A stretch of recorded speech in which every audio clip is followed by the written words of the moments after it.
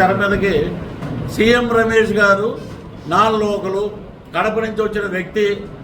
నువ్వు కడప నుంచి పోటీ చేసి వస్తే కడపలో అక్కడ ఏడవలసి నేను తీసుకొచ్చి ఇక్కడ ముఖ్యమంత్రిని చేశాను ఇక్కడ ఆంధ్ర రాష్ట్రంలో. అలాగే మీ అమ్మగారు మరి అప్పుడు ఎలక్షన్లో మీరు వైజాగ్ ఎంపీగా నిలబెట్టారుగా విజయమ్మ గారిని. అప్పుడు ఆమె లోకల్ నాన్ లోకల్ కదా. ఇదేంటంటే పనిచేసేటప్పుడు ఒక మంచి నాయకుడు, గల ఉన్న నాయకుడు, మామూలుగా ఉన్న వ్యక్తి కాదు ఆయన. ఏదైనా సమస్య మీద గట్టిగా మాట్లాడే వ్యక్తి సీఎం రమేష్ గారు. అటువంటి వ్యక్తి మనకి పార్లమెంట్కి వెళ్తే అనకాపల్లి చరిత్ర బాగుపడుద్ది. ఎస్, అనకాపల్లి ప్రజలు రేపు పొద్దున్న ఏమనుకుంటారంటే మా అనకాపల్లి సీఎం రమేష్ గారు రేపు కేంద్ర మంత్రి అయ్యే అవకాశం కూడా ఉంది. ఎందుకంటే మూడోసారి కూడా ప్రజలు మోదీ వైపే ఉన్నారు, సర్వేలన్నీ అవే చెప్తున్నాయి. కాబట్టి ఒక కేంద్ర మంత్రి, ఒక రాష్ట్ర మంత్రి అయ్యే చరిత్ర అనకాపల్లికి ఉంది. కాబట్టి మనం అందరం బ్రహ్మాండంగా దీని మీద ప్రజల్లో అవగాహన తీసుకొచ్చి, ఎందుకంటే నాయకులు అందరికీ తెలుసు ఎక్కడెక్కడ ఏ లోటుపాట్లు ఉన్నాయో అవన్నీ సర్దిద్దుతున్నారు. 24 hours పనిచేస్తున్నారు. ఇక్కడ అందరూ ఈసారి గొప్ప విషయం ఏంటంటే కలిసికట్టుగా కూటమి అభ్యర్థులు అద్భుతంగా పనిచేస్తారు ప్రతి చోట. మేము చూసిన చోటంతా ఇప్పుడు 21 మంది జనసేన అభ్యర్థులు, 2 పార్లమెంట్ అయితే ఈ 21 మంది 144 మంది కూటమి అభ్యర్థులకి సపోర్ట్ చేస్తున్నారు. ఇది గొప్ప పరిణామం. ఇది ఇలాగా మొత్తం రాష్ట్రం అంతా ఒకటే అండి. నేను చెప్పే స్లోగన్ ఎక్కడికి వెళ్ళినా జగన్మోహన్ రెడ్డి లాంటి వ్యక్తి స్ట్రీట్కి ఒకడు ఉంటాడు, పవన్ కళ్యాణ్ లాంటి వ్యక్తి స్టేట్కి ఒకడు ఉంటాడు. కాబట్టి మనం ఏంటంటే ఆయనతో పాటు మేము ఉన్నాం కాబట్టి చిత్ర పరిశ్రమలో 7 కోట్లు ఆ మధ్య లాస్ట్ ఇయర్ 7 కోట్లు ఇన్కమ్ ట్యాక్స్ కట్టాల్సి వస్తే వేరే చోట వెళ్ళి అప్పు తీసుకొచ్చాం. దాన్ని నేను కూడా ఉన్నా పక్కన. ఆయన కౌలు రైతులకి మరి చనిపోయిన ప్రతి కౌలు రైతుకి ₹1,00,000 ఇచ్చిన చరిత్ర పవన్ కళ్యాణ్ గారిది. ఆయన ఒకటే అన్నారు, చంద్రబాబు గారు కానీ బీజేపీ నాయకులు కానీ ఇది బాగా జనాల్లో తీసుకెళ్ళండి, కూటమి వస్తే ఎక్కడ పథకాలు ఆగిపోతాయి, కూటమి వస్తే ఎవరిని రానివ్వరు అని అంటే ఒకటే చెప్పారు 3 లీడర్లు. మా దగ్గర అధికారం లేకపోయినా మేము డబ్బులు ఇస్తున్నాం, రేపు అధికారం ఉంటే ₹10 ఎక్కువ వేసి మీ పథకాలన్నీ మేము కంటిన్యూ చేస్తాం. కానీ ఈ దిక్కుమాలిన భూములు అంటే 25 మంది ఎంపీలు నాకు ఇస్తే మెడలు వంచేస్తాం, మరి ప్రత్యేక రాష్ట్రం తెచ్చేస్తాం, ప్రత్యేక హోదా తెచ్చేస్తాం. ఇన్ని మాటలు మాట్లాడారు కదా. ప్రత్యేక హోదా తెచ్చాడో లేదో అది పక్కన పెడితే ఒకటేమో రాజధాని అని ఒక బాటిల్, స్పెషల్ స్టేటస్ అని ఒక బాటిల్, భూమి అని ఒకటి, ఆరోగ్యాలు పోగొట్టి ప్రజలు నాశనం అయిపోతున్నారు. ఎంతోమంది చనిపోయారు దీని మీద. ఇంకోటి భూగుమ్మ రాజీనామాలు చేసేయండి, వాలంటీర్ వ్యవస్థ మేము వచ్చాక మళ్ళీ మీకు ఇస్తూ ఉంటుంది. ఇది ఎందుకు చెప్తున్నానంటే వాళ్ళ దగ్గర ఈ అస్త్రం ఒకటి ఉంది. ఏంటంటే ఒక్కోటి వదులుతుంటారు అన్నమాట. మూకుమ్మడి రాజీనామాలు చేశాక రేపు పొద్దున అడుగుతుంటే ఏమి ఉండవు, ఎవడో పట్టించుకోరు. ఇలాంటి ఒక అగమ్య గోచరమైన పరిస్థితుల్లో ఒక బెదిరింపులకి మరి ఇన్ని రకాలుగా అర్ధరాత్రి వచ్చి నిన్న ఎంపీ గారు సీఎం రమేష్ గారు కూడా మాట్లాడారు. అర్ధరాత్రి వచ్చి ఒక 2:30కి నేను ఫ్లైట్ లేట్ అయ్యి వచ్చినట్టుకి 3ంటికి దన్మని తలుపులు ఓపెన్ చేసి ఒక సిఐ గారు కానీ ఒక 7-8 కానిస్టేబుల్స్ కానీ ఆయన లోపల నుంచి అలాగా పెట్టుకుంటూ వచ్చేస్తున్నాడు కెమెరాలాగా. ఏ తప్పులు చేసామో మేము ఉగ్రవాదులు, మేము స్టార్ క్యాంపెయినర్గా వచ్చాము, ఉగ్రవాదుల్లాగా మీరు అలా రికార్డ్ చేస్తారు ఏంటంటే, లేదంటే జస్ట్ వెరిఫికేషన్కి వచ్చామండి అన్నారు. అది కరెక్ట్ కాదండి. మళ్ళీ ఆయన ఏమంటాడంటే ఇంకోటి దాంట్లో ఒక చిన్న స్కామ్ నాకు కనపడింది. అదే సార్ బుద్ధిగారు ఇక్కడ ఎవరో లేడీస్ మీద ఫోటో దిగాలంటున్నారండి. ఆ టైంలో లేడీస్ ఎక్కడి నుంచి ఉంటారండి? తెల్లారుజామున 3 గంటలకి. ఇవన్నీ ఏంటంటే అక్కడ నిన్న నామినేషన్ అయ్యటానికి వెళ్ళినప్పుడు రమేష్ గారు నామినేషన్కి వెళ్ళినప్పుడు అక్కడ డిఎస్పీ గారు కూర్చున్నారట. మరి ఎలాంటి చర్యలన్నీ ఉన్నాయి. పత్రికా ముఖంగా మీరు ఖండించాలంటే మా కార్లు ఎక్కడున్నా ఆపేసి ఒక ఏమంటే సార్ ఇది 1,50,000 ఉందంటే నాకు 50,000 కూడా నేను జేబులో పెట్టుకోకపోతే ఎందుకే? మరి ఎవడైనా మంచినీళ్ళు ఇస్తే మీ సేమ్ జగన్మోహన్ రెడ్డి ఇస్తాడు మాకు, లేదా ఏదైనా వెళ్తున్నాం హైవే మీద కాఫీ తాగుతున్నాం మీరు ఏమైనా ఇస్తారా మాకు? ఉన్నారు 5గురు మా టీంలో, 5గురు దగ్గర 5 బాతికలు ఉన్నాయి అనుకుందామంటే లేదంటే డబ్బులు ఇక్కడ పెట్టేయండి అన్నారు. దీని మీద కూడా ఉన్నారా మీరు అని చెప్పి ఇచ్చేసాం. మండల స్థాయి నాయకులకి ఉన్నటువంటి కూటమి జనసేన, టీడీపీ, బీజేపీ లీడర్స్ అందరికీ నేను మరీ ఎందుకు చెప్తున్నా అంటే ప్రతి చోట వెళ్ళినప్పుడు మా వాళ్ళు కొంతమంది చేతులలో ఊపుకుని వెళ్ళిపోతారు. అది కాదు బాబు. ముందు ఏంటంటే నాయకుల మధ్య సమన్వయం కావాలి. అందరూ కలిసికట్టుగా కృషి చేస్తేనే అద్భుతమైన విజయాన్ని మనం సాధిస్తాం. నిన్న జరిగినటువంటి నామినేషన్ ఒక అద్భుతమైన ప్రక్రియ అండి. అనకాపల్లి చరిత్రలో ఎంతటి ఘనంగా ఒక నామినేషన్ ప్రక్రియ జరగటం, సాయంత్రం బహిరంగ సభ ఎలా ఉందంటే ప్రజలు ఏంటంటే ఒక గెలిచిన ఉత్సాహంతో ఎంపీని ఎమ్మెల్యే గారిని ఊరేగిస్తున్నారేమో అనే భావన కలిగింది. మేము కూడా వాళ్ళతో పాటు కలిసి ప్రతి చోట అడుగుతూనే ఉన్నాం. అడుగుతుంటే ఒకటే మాట చెప్తున్నారు. రక్షణ శాఖ మంత్రి మన రాజ్నాథ్ సింగ్ గారు ఆయన ప్రసంగంలోనే, మేము చెప్పింది కూడా కాదు, ఆయన మాటల్లోనే అనకాపల్లి ఈ రోజున భారతదేశంలో మనకి ఇక్కడ బెల్లానికి ప్రసిద్ధి.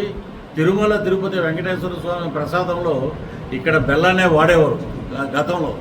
ఇప్పుడు ఏంటంటే ఈ కోడిగుడ్డు మంత్రి వచ్చాక అన్ని రకాలుగా మనకి ఇదైపోయినాయి. రాజ్నాథ్ సింగ్ గారు ఏం చెప్పారంటే భారతదేశంలో అనకాపల్లి, ఆంధ్రప్రదేశ్లో ఉన్నటువంటి అనకాపల్లి నెంబర్ 1 భూ కబ్జా, అలాగే ఇసుక దందా, ఇసుక మాఫియా యహా హో రహా హై और लिక్కర్ మాఫియా भी है, గంజాయి కూడా ఇక్కడి నుంచి బాగా ఇదవుతుంది అని చెప్పి కేంద్ర రక్షణ శాఖ మంత్రి బహిరంగంగా మాట్లాడారు. అంటే మన అనకాపల్లిలో ఉన్న లీడర్స్ కానీ, ఇక్కడ ఉన్నటువంటి ప్రజలు కానీ, మన పరిశ్రమలు కానీ అద్భుతమని చెప్పుకుంటారు. కానీ ఈ దౌర్భాగ్య పరిస్థితి మనకి అనకాపల్లికి అంటగట్టినటువంటి వైఎస్ జగన్మోహన్ రెడ్డి గారిని మనం క్షమించకూడదు. ఎందుకంటే స్కూలు పిల్లలు ఆ బ్యాగుల్లో, నాకు నిన్న తెలిసింది, నాకు స్కూలు పిల్లల బ్యాగులో గంజాయి పొట్టాలు వేసేసి పలానా చోటకి తీసుకెళ్ళి పలానా వ్యక్తికి ఇచ్చేయండి అని అంటే వాడు దొరక్కపోతే దొరికితే దొంగ వాడిని జైల్లో పెట్టేస్తున్నారు. ఇది జరుగుతుంది. చుట్టుపక్కలంతా డెలివరీ అయిపోతుంది. హైదరాబాద్లో ఉన్నటువంటి యువత అంతా అన్ఎంప్లాయ్మెంట్ ప్రాబ్లం తోటి చాలామంది ఎక్కువ, మోస్ట్ ప్రాబ్లమ్లీ ఈ ఉత్తరాంధ్ర నుంచి ఎక్కువ, అనకాపల్లి నుంచి కానీ, అటు విశాఖపట్నం నుంచి కానీ, శ్రీకాకుళం నుంచి కానీ, హైదరాబాద్లో వాళ్ళు చదువుకున్న చదువులు ఒక ఎంబీఏ బీటెక్ చదివిన వాళ్ళు కూడా 10,000కి 15,000కి పనిచేస్తున్నారు.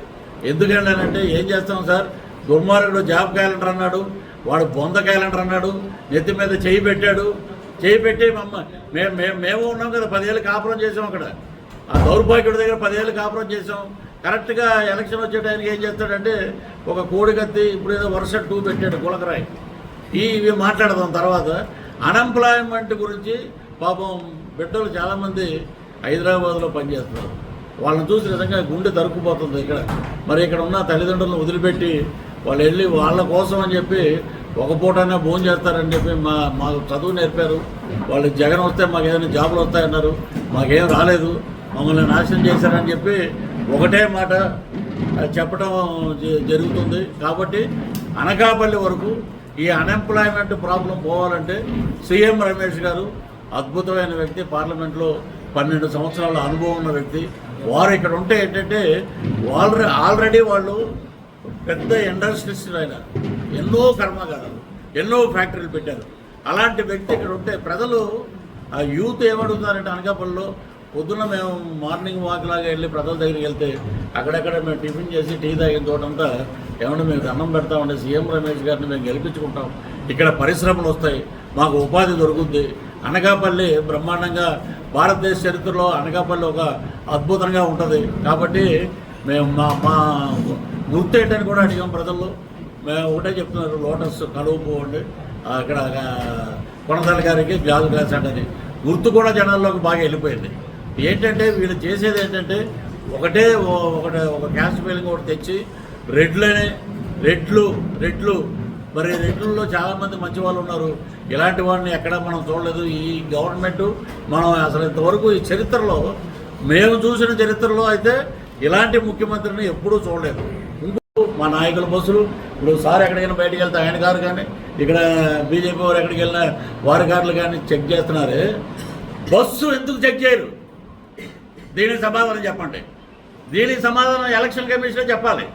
బస్సులో కొన్ని కోట్ల రూపాయలు తిరుగుతున్నాయని చెప్పి రోజు చెప్తూనే ఉన్నారు. మరి బస్సు గురించి ఎవరో మాట్లాడరు. బస్సుని చెక్ చేసే దమ్ము ధైర్యం ఎందుకుంటుంది వాళ్ళకి? ఆయన ఏం చేస్తాడంటే కొడతాడు, ఇలాగ కొట్టి అందరినీ లోపల వేయండి, అందరినీ లోపల పెట్టండి. పాపం ఆ కుర్రోళ్ళకి పవన్ కళ్యాణ్ గారు అంటే ఇష్టం, జనసేన అంటే ఇష్టం. ఎవరికైనా భావ స్వాతంత్రం ఉందండి. అంబేద్కర్ గారు రాసిన రాజ్యాంగంలో భావ వ్యక్తీకరణ ఉంది. మనం ఎదటోడి స్వేచ్ఛకి భంగం కలిగించకుండా మనం ఏదైనా మాట్లాడవచ్చు. అది చదువు మనకి నేర్పింది. వాళ్ళు ఏదో జై పవన్ కళ్యాణ్ జై అంటే మొత్తం రెడ్లు అహంకారం ఆ కాలేజీ మొత్తం కుర్రోళ్ళను 5-6 సస్పెండ్ చేశారు. అంటే మీరు ఎంత సస్పెండ్ చేసినా సిద్ధం, మేము ఓడిపోవటానికి సిద్ధం అని వాళ్ళు పెట్టుకున్నారు. మేము యుద్ధం అంటున్నాం, గెలవటానికి యుద్ధం. ఒక విజయం సాధించాలంటే ముగ్గురు కలవాలి, బలమైన శక్తులు. ఒక ఆయన ఉన్నాడు శ్యాంబాబు, మా క్యారెక్టర్ చేశాడు అతను. శ్యాంబాబు అనే అంబటి రాంబాబు. ఆయన ప్రతిదానికి ఏంటంటే ఒక డిస్ట్రిబ్యూటర్గా ఒక డ్యాన్సులు వేయడానికి పనికొచ్చాడు అతను. సంక్రాంతి పండగలకి రేపు పొద్దున్న మనం ఎక్కడైనా పెట్టినప్పుడు మన ఈస్ట్ వెస్ట్లో ఎక్కువ పండగలు చేస్తారు కాబట్టి మాజీ మంత్రి కాబట్టి ₹1,00,000 ఇచ్చి పిలుద్దాం ఉండే గెస్ట్ కింద డ్యాన్స్ వేయిద్దాం. అతను ఏంటంటే ఎంతసేపు ఇప్పుడు రాజశేఖర రెడ్డి గారు కానీ నందమూరి తారక రామారావు గారు కానీ ఎక్కడైనా ప్రెస్ మీట్, ఇప్పుడు మన బీజేపీలో కేంద్ర మంత్రులు చూడండి, ఏది జరిగినా ముందు ప్రెస్ మీట్ పెడతారు. ఏమంటే ఎక్కడ సమీక్షలు ఉంటాయి, ఈడ సమీక్ష ఉండవు. మరి ఇతనికి నోరు ఇచ్చేశారు. అతను ఏంటంటే 3 పెళ్ళిళ్ళు చేసుకున్నాడు. ఈడమ్మ 3 చేశాడు, ఈడు పక్కన ఉండి చేశాడు. ఈడ పెళ్ళిళ్ళు చేసుకోవడం వల్ల పవన్ కళ్యాణ్ గారు పోలవరం ఏమైనా ఆగిపోయిందా? అసలు నువ్వు ఏంటి వరదలు వస్తే ఏం చేస్తావు? ఊరిన పంట పొలాల్లో ఉన్న ఆ గేట్లు తీస్తేనే నీరు రేటు వెళ్తుందో తెలియని వ్యక్తి ఇరిగేషన్ మినిస్టర్. కానీ ఎంతసేపు బ్రోక్ కలెక్షన్ రాలేదు ఇది అని ఏడుపు. ఆవిడేమో అక్కడి నుంచి మేము ఆవిడ మటుకు వదిలే ప్రసక్తే లేదండి, నోటికి ఏదొస్తే అది మాట్లాడుతుంది. దానికి మద్దతుగా చాలామంది మాట్లాడారేమో అనుకున్నారు. రోజమ్మ గారు ఆవిడేంటి ఒక దరిద్రుడు జైలుకి వెళ్తే ఇంకో దరిద్రుడు సపోర్ట్ చేశాడని ఆవిడ నోటికి ఎక్కువగా మాట్లాడుతుంది. ఆమె కూడా ఎవడు సపోర్ట్ చేశాడో నీకు ఎవడేస్తాడు రేపు పొద్దున్న నువ్వు ఏ రకమైన మెజార్టీలో ఉంటావు. ప్రజలందరూ చూస్తూనే ఉన్నారు. పర్ఫెక్ట్గా బీజేపీ అభ్యర్థులు మాట్లాడే మాటలు మీరు ఎక్కడైనా అనండి. ఒక స్పీచ్ మోటివేట్ చేయాలంటే ఒక పురంధేశ్వరి గారు, ఒక రాజ్నాథ్ సింగ్ గారు, ఇక్కడ కూడా రేపు మోదీ గారు కూడా వస్తున్నారు మన అనకాపల్లికి. మరి ఎంత మనం పుణ్యం చేసుకున్నాడు. మరి ఈ గడ్డ మీదకి ఆయన కూడా వచ్చి అద్భుతమైన మనం పాడైపోయాం, మేము అందరినీ బాగుపరుస్తాం, మరి కూటమికి ఓటు ఇవ్వండి, బీజేపీ ఎంపీని గెలిపించండి, కేంద్ర మంత్రి అవుతాడు ఆయన, సీఎం రమేష్ గారు చొరవ గల వ్యక్తి, గట్టిగా మాట్లాడే వ్యక్తి పార్లమెంట్లో. అలాంటి లీడర్లు మనం ఎన్నుకుందాం. నాన్ లోకల్ అనే పదానికి చెప్పుతో కొట్టేటట్టు జనవరి మే 13వ తారీఖున వర్డిక్ట్ ఇస్తారు. మే 4వ తారీఖున డబ్బున్న వాళ్ళు దోచుకున్నారు కాబట్టి ఫ్లైట్లో పారిపోతారు, లేనోడు బైరోడ్డు పోతాడు. హాయిగా ఉంటుందండి ఆంధ్ర రాష్ట్రం. ఇక మీరు ఏమన్నా అడగాలంటే అడగండి. ఇప్పుడు 175 నియోజకవర్గం 5 ఏళ్ళ నుంచి కేడర్ అలాగా కాపాడుకుంటున్న నాయకులు చాలామంది ఉన్నారు. జనసేనకు సంబంధించిన చాలామంది ఉన్నారు. మధ్యలో మనం దెబ్బతిన్నాం 2019లో 105 సీట్లు పోటీ చేసి ఒక దరిద్రుడే గెలిచాడు మన తరపున, ఆడాడు పోయాడు. సో కేడర్ మటుకు అలాగే ఉంది. నాయకులు మారిన ఇప్పుడు ఆయన పోతిన మహేష్ ఉన్నారు, ఆయన విజయవాడ. నేను వేరే పార్టీకి మారితే కొబ్బరికొండలో అమ్మే కత్తులు ఉన్నాయి, ఆ కత్తులు పెట్టి నా చేయి నరికెళ్ళిపోండి అన్నాడు. అతను ఏంటంటే పోతిన మహేష్ అనేవాళ్ళు ఎవరు తెలుసు, జనసేనలోకి వస్తేనే తెలిసింది నువ్వెవడవని, లేకపోతే ఏమీ లేదు. వీళ్ళు ఏంటంటే కల్మషం వెళ్ళిపోతేనే మంచి అనేది ఉంటుంది. పవన్ కళ్యాణ్ గారు అందరినీ కూర్చోబెట్టి మాడుతున్నారు. ఈ 22 సీట్ల వరకు ఎందుకు త్యాగం చేయాల్సి వచ్చిందంటే ఎలాగైనా సరే ముందు మనం గవర్నమెంట్ రావాలి, మొత్తం అందరూ కలిస్తేనే విజయం, మనం అందరం సాధించాలి దీన్ని. కాబట్టి మనం ఎక్కడ నెగ్గాలో ఎక్కడ తగ్గాలో తెలిసిన వ్యక్తి అందరినీ కూర్చోబెట్టి రేపొద్దున్న ఎలక్షన్ అయిపోయాక అందరికీ భరోసా ఇస్తారని అందరితో మాట్లాడతారు. వెళ్ళిపోయేవాడిని మనం ఎక్కడ ఆపడం. డబ్బులు వీటి కోసం వెళ్ళిపోయిన వాళ్ళు, నెల్లూరు జిల్లా అధ్యక్షుడు వెళ్ళిపోయాడు డబ్బులకి, ఇతను పోతున్న మహేష్ వెళ్ళిపోయాడు డబ్బులకి. సిన్సియర్గా ఉన్న వ్యక్తి నాకు తెలిసి, నాకు మీరెవరో నాకు చెప్పలేదు, వారు మరి సిన్సియర్గా ఉన్నారు. వారికి ఒక అవగాహన ఉంటుంది, ఒక ఆలోచన ఉంటుంది. ఇప్పుడు ఆయన అనకాపల్లి అంటే లీడర్ అంట, ఇలాగా బీజేపీలోకి వచ్చారని అంటే నేను నిన్న చూశాను. నిన్న వచ్చేటప్పుడు చాలామంది అడిగితే ఏమంటే మా నాయకుడు బీజేపీలో ఉన్న మీతో పాటేగా ఉన్నారు, కలిసి ఎక్కడున్నా ఆయన కష్టపడి పనిచేస్తారండి అని చెప్తున్నారు. అది నాయకత్వ లక్ష్యం. పార్టీలోంచి వెళ్ళిపోయాడంటే ఇమ్మీడియట్గా అటో మాట్లాడటం ఇటో మాట్లాడటం ఆ నాయకుడు వేరు. అదంతా ఒక టైప్. అది ఇప్పుడు కిరణ్ రాయలు ఉన్నాడు తిరుపతి, చక్కగా కలిసి పనిచేస్తున్నాడు. టికెట్ రాకపోతే ఉంటుంది కొంత బాధ అనేది. వాళ్ళ అన్నయ్యకేం లేదు, నాగేంద్రబాబు గారికి. కాబట్టి ఇవన్నీ ఏంటంటే టీ కప్పులు తుఫాన్ లాంటివి ఇవన్నీ మా నాయకులందరూ కలిసి పరిష్కరించుకుంటారు. మేము కావాల్స్తే మీరు చెప్పారు మంచి క్వశ్చన్, నేను పవన్ కళ్యాణ్ గారికి చెప్తాను. మేము కావాల్స్తే మేము ఎలక్షన్ అయిపోయాక ప్రతి ఒక్కళ్ళు ఇంటికి వెళ్ళి మేము మాట్లాడతాం. మోసారు అనేది పార్టీ అధిష్టానం వాళ్ళందరూ కలిసి చక్కగా ఎవరు మాట్లాడాలి దానికి సంబంధించిన మంగళగిరి ఆఫీసులో రోజు మేము వెళ్ళినా కూడా ఆయన దొరికేవాడు కాదు. రోజు 24/7 ఆఫీసులో కూర్చొని వచ్చిన వాళ్ళందరితో మాట్లాడుతున్నారు. ఏ లీడర్ నాదెన్నమన్న వాడు కొంతమంది, నాగబాబు గారు కొంతమందిని, అలాగే ఇంకొక లీడర్ కొంతమందిని, అలాగే అందరినీ బుద్ధగిస్తున్నారు, మాట్లాడుతున్నారు. ఇంకా మరీ సంఘటన ముద్ద కలిపి నోట్లో పెట్టి నాన్న నువ్వు తిన్నానా అనే స్టేజ్ ఇంక మనం ఏం చేయలేము కదండి. ఇప్పుడు నేను వెళ్ళి ఒకటే చెప్పాను, మా తాడేపల్లి నుంచి బొలిశెట్టి శ్రీనివాసు మాకు సీనియర్. నేను డిగ్రీ ఫస్ట్ ఇయర్ ఉన్నప్పుడు ఆయన ఫైనల్ ఇయర్లో ఉన్నాడు. ఆయన తాడేపల్లి కూడా నేను మా పెద్దమ్మ గారి ఇంటికి వెళ్ళినప్పుడంతా ఎరా నువ్వేంటి ఎలా వచ్చావేంటి అనేవాడు. ఎవరికైనా కొంచెం కంగారు ఉంటుంది. ఇటు సినిమా కూడా వచ్చి జనసేనలో జాయిన్ అయ్యాడు, ఈడు ఏమైనా టికెట్ ఆశిస్తున్నాడు అని. నేను ప్రెస్ మీట్ పెట్టి చెప్పాను, బొలిశెట్టి గారి గురించి మేము నేను ఇమ్మీడియట్గా వచ్చేసి నా టికెట్ ఇవ్వండి. అలాంటి మనస్తత్వం కదండి. జెండా మోయాలి, ఆ బాధ తెలియాలి, నాయకులందరినీ కలవాలి, వాళ్ళతో పాటు పనిచేయాలి. అప్పుడు మనం ఏదైనా అడిగినా బాగుంటుంది. నేను ఒకటే పవన్ కళ్యాణ్ గారు 1 గంట నాతో మాట్లాడినప్పుడు ఒకటే అడిగారు, వాడుకుని వదిలేసే రకం కాదు పృథ్వీ గారు వైసీపీ లాగా. నేను మిమ్మల్ని నా భవిష్యత్తు ఎంత ముఖ్యమో మీ భవిష్యత్తు నాకు అంతే ముఖ్యం సార్. మీరు నాకు ఏం చేస్తారో తెలియదు కానీ నేను మీ అడుగుతో పాటు అడుగు వేసుకుంటూ నడవాలి. ఇప్పుడు ఇంతమంది అంటే ఇప్పుడు ఇవి నాయకులందరూ ఉన్నారు. బీజేపీలో సీఎం రమేష్ గారు రేపు పొద్దున్న కేంద్ర మంత్రి అయిపోయాక నేను ఢిల్లీ వెళ్తే అన్న 2 రోజులు మీ గెస్ట్ హౌస్లో ఉంటాను, అంత భోజనం పెట్టండి, పెట్టరా? అంతకుమించి మాకేం కావాలి? సినిమా రంగంలో ఇప్పుడు ఎవరు తీసిన సినిమా ఇప్పుడున్న పరిస్థితుల ప్రకారం కొంచెం ఫైనాన్స్ పెద్ద ఏదో సిన్సియర్ లాగా మాట తప్పుడు మనం తిప్పుడు అంటున్నాడు కదా. దండాలు పెట్టాడు, నెత్తిపై చేతులు పెట్టాడు, ముద్దులు పెట్టాడు. సరే ఏదో మనకి ఒకటే అన్నారు పక్కన ఉన్న వాళ్ళంతా. నెక్స్ట్ సినిమాటోగ్రఫీ మినిస్టర్ అన్నారు. మీరు చూడండి అన్న 4 నెలల దీంట్లో పని, 3వ నెలకే 9వ నెల అబార్షన్ చేశారు. ఏంటంటే ఆఖరికి ఫోరెన్సిక్ రిపోర్ట్లో కూడా నా వాయిస్ వెళ్ళి లేదని వచ్చింది. మరి అన్ని ఫాల్స్ అని పెట్టారు రిపోర్ట్లో. మరి ఎందుకు నన్ను చేశారు అంటే మళ్ళీ ఆ రకంగా చేసినా కూడా మున్సిపల్ కార్పొరేషన్ ఎలక్షన్ మళ్ళీ నన్ను ఎందుకు పంపుతారు?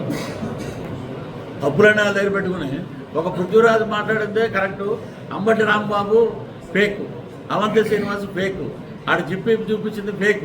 ఇప్పుడు ఏంటంటే మనకి అండలేదు కొండలేదు, మన మీద వాడుకున్నారు, వదిలేశారు. దాని గురించి పట్టించుకోండి. ఒక దరిద్రుడి దగ్గర ఉన్నాం మనం, అయిపోయింది అది. ఆ ఎరా ఎండ్. ఇప్పుడు కొత్త ఎరా స్టార్ట్ అవుతుంది. ఇప్పుడు బ్రహ్మాండమైన నాయకులు ఉన్నారు కూటమిలో ప్రతి చోట. ఇప్పుడే నాకు మొన్న మేము సర్వే చేసాం, ఇప్పుడే పొద్దున్నే 5 గంటలకి మా ఇక్కడ వాళ్ళే మా ఆంధ్ర యూనివర్సిటీలో చదివిన ప్రొఫెసర్స్, రిటైర్డ్ ప్రొఫెసర్స్, నా క్లాస్మేట్స్ నెల్లూరు మీద చేస్తున్నారు 10 రోజుల నుంచి. నెల్లూరులో అద్భుతమైన విజయాలండి.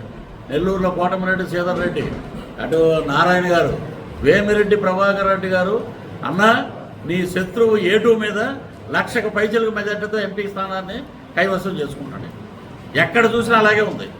అటు భరత్ గారు విశాఖపట్నం, ఇటు పైనుంచి రామ్మోహన్ నాయుడు, ఈ లాస్ట్ వరకు వస్తే మిథున్ రెడ్డి కూడా ఓడిపోయే పరిస్థితిలో ఉన్నాడు. వాళ్ళందరూ తెచ్చి పిఠాపురంలో పెట్టారు.